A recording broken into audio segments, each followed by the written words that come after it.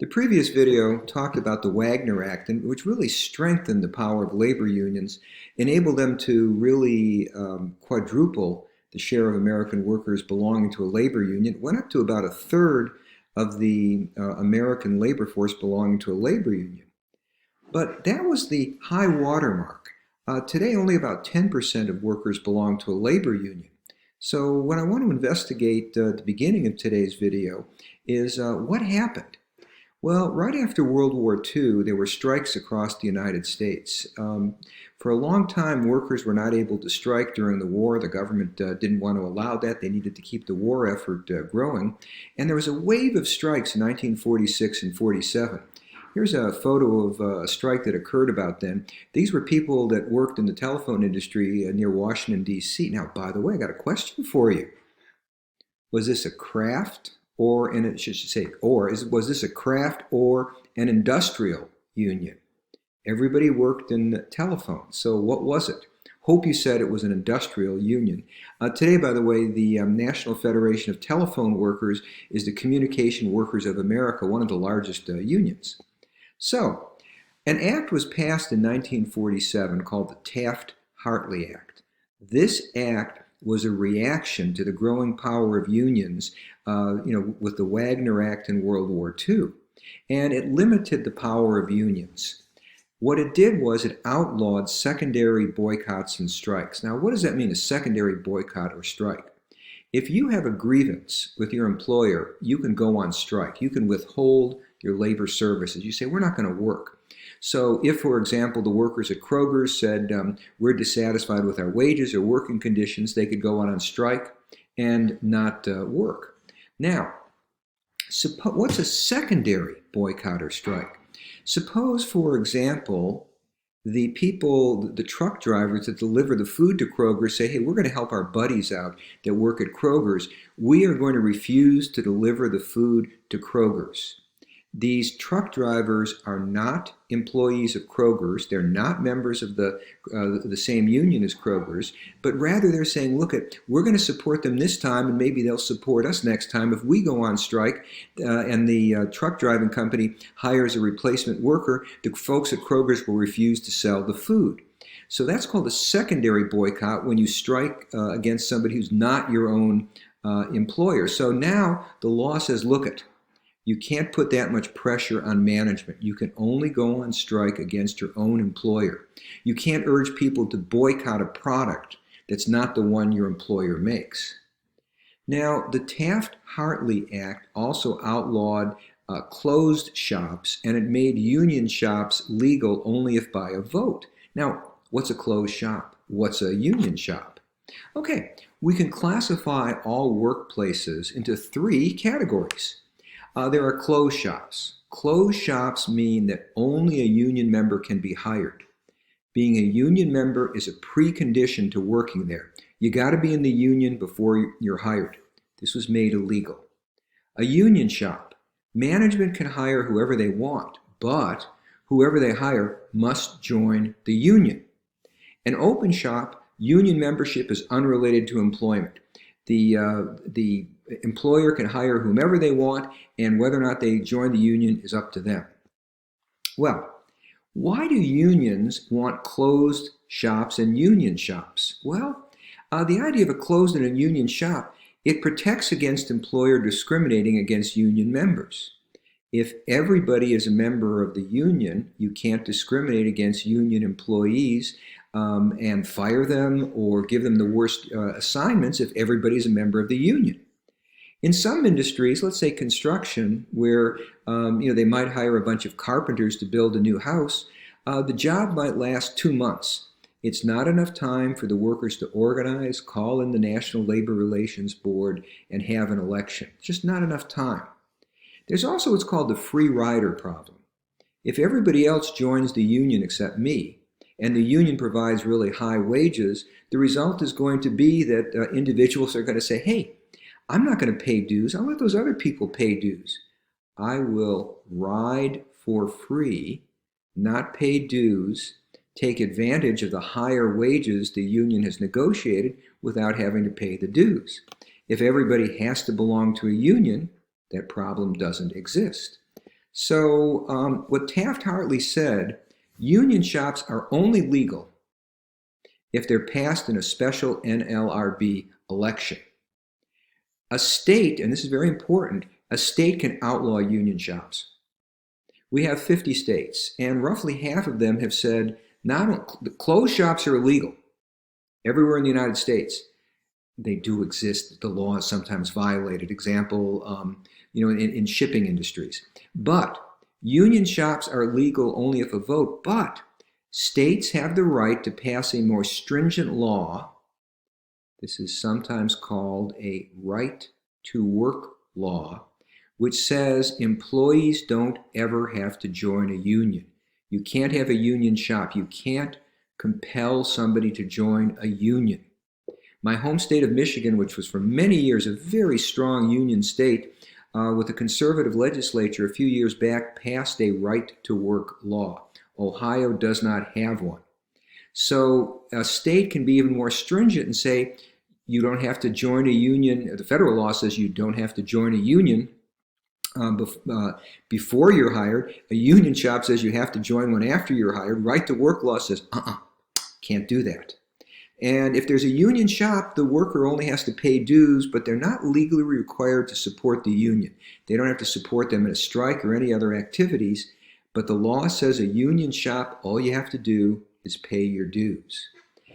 Taft Hartley also set up a national emergency strike procedure, and what this means is the president can order striking workers back to work if a strike endangers the nation's health or safety. This is not used very often. President Truman used it to send some miners and some steel workers back to work in the 1940s. The last time this act was used in 2002, so probably about once in your lifetime. So here's the bottom line. The Wagner Act increased the power of unions. Taft-Hartley reduced it. And when unions have not been as powerful, this is one of the reasons we've seen a decline in union membership. Now, if we look at federal workers, the legal framework is different. When the federal government passes a law, they generally exclude their own employees. I'll give you an example. The Civil Rights Act of 1964 does not apply to people who work in Congress. Okay? Don't blame me. I didn't make the law. But the legal framework is different in the federal sector. The Wagner Act does not apply in the federal sector, all those protections that workers got. Taft-Hartley says specifically it is illegal for federal workers to go on strike. They cannot do it. Legally, they just flat out cannot do it. Not allowed. In 1981, the air traffic controllers went on strike. They're federal employees. President Reagan said, you can't do this, it's illegal. They said, look, you can't have a nation without air traffic controllers. What are you going to do? Reagan said, your strike is illegal, you go back to work or I'm firing all of you and I'm jailing the leaders. They didn't go back to work. He fired 80% of the air traffic controllers. They called in military air traffic controllers to direct traffic. What's the bottom line? Federal work strikes by federal workers are illegal. Despite that, 30% of federal workers belong in a union. This is much higher than 7% in the private sector. They don't have as much power, but given the fact their jobs are relatively permanent, unions have been able to organize there. But even though they've organized, there's limits on what they can bargain over. They are not allowed to bargain over wages or what the mission of the agency is, but they can bargain on safety, promotion policy, and leaves. Now, if you want to look at state and local workers, local government, I should say state and local government workers, local governments are creations of a state. So the state sets the laws for all of its own employees as well as local governments. What I can tell you is if you've seen the conditions, the laws in one state, you've seen the laws in one state. They vary tremendously from state to state.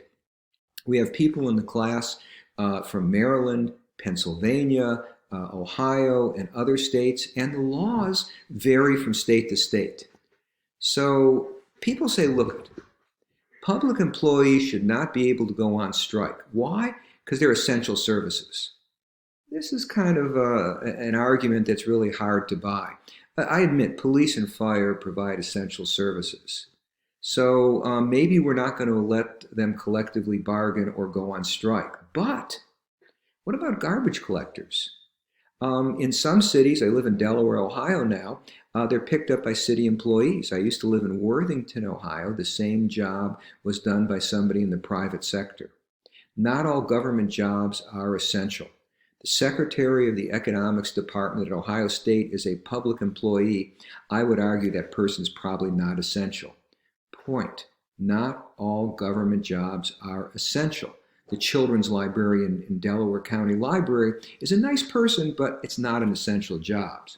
So, most states, including Ohio, do allow collective bargaining at the state and local government level. As a result, about 35% of state and local employees belong to a union. There's a very good chance that your teacher, if you went to high school in the United States, especially if you were in Ohio, Maryland, Pennsylvania, Illinois, they probably belonged to a labor union, the National Education Association or the American Federation of Teachers. Strikes by public employees are actually allowed in about a dozen states, but not for fire and police. If the fire or police were to go on strike, that would cause too many problems. But teacher strikes can and do occur in many different localities. It's legal for teachers to go on strike in Ohio. It is not legal for teachers to go on strike in Alabama. The law varies from state to state. But, you know, if it turns out that the teachers, or let me rephrase that, suppose the police want to go on strike. You can't allow that. You can't have a situation where the police are on strike. So what do? If the police say, we won't work for less than $25 an hour, the city says we won't pay you more than $20, what do?